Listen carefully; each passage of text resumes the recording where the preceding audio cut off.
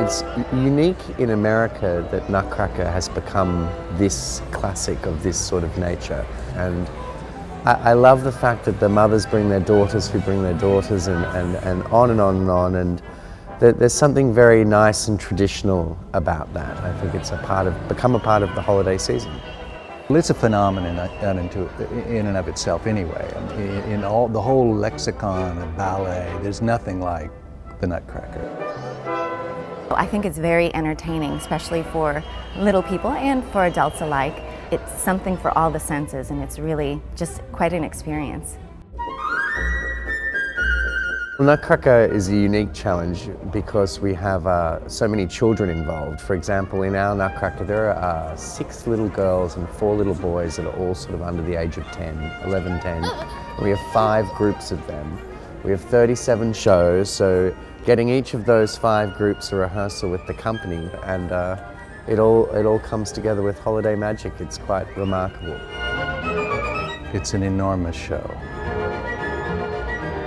If you include all of the stage crew, wardrobe, of course dancers, kids from the academy, orchestra, you're up to 200 people easily that it takes to run the show every night. So that's a small city.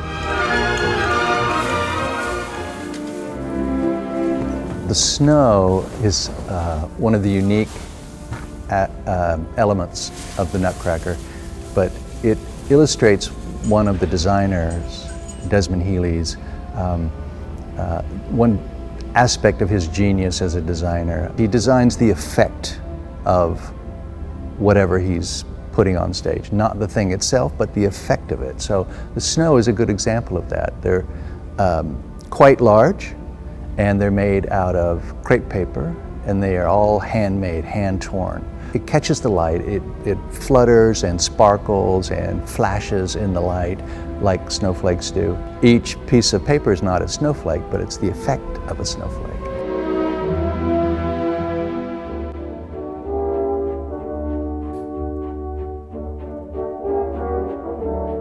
The biggest challenge from a wardrobe perspective is simply keeping the large number of costume items organized. We work on Nutcracker throughout the year. We refurbish things, we rebuild things because of sizing, or they've just gotten so old that they're no longer stage worthy.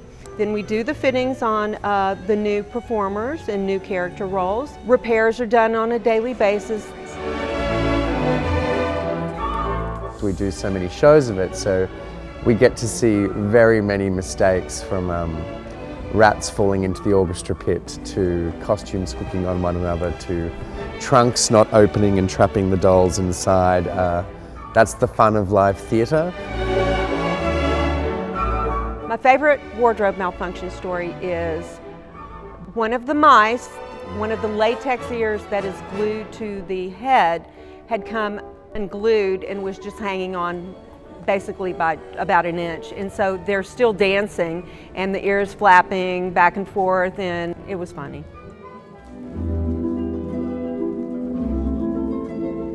The Nutcracker definitely is a time that you get to spread your wings, especially as a younger dancer. Started as a wee little one. I was 8 years old when I was in my first Nutcracker production.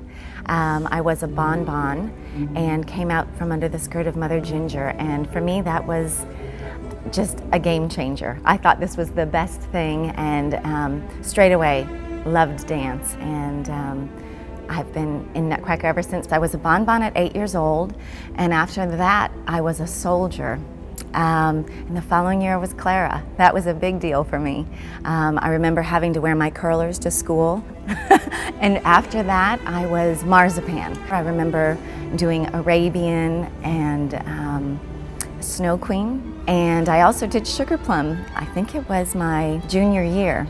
So I started Sugar Plum quite a while ago, and you would think Sugar Plum Fairy, after you've done it year after year, it would get easier, but there's something about it. It's something that your legs have to be stretched to the nth degree, your feet pointed to, you know, your maximum. It's very traditional. You feel like the ballerina with the tiara on, and you hold yourself differently. Yeah, it's really a very fun role with a lot of rewards, for sure.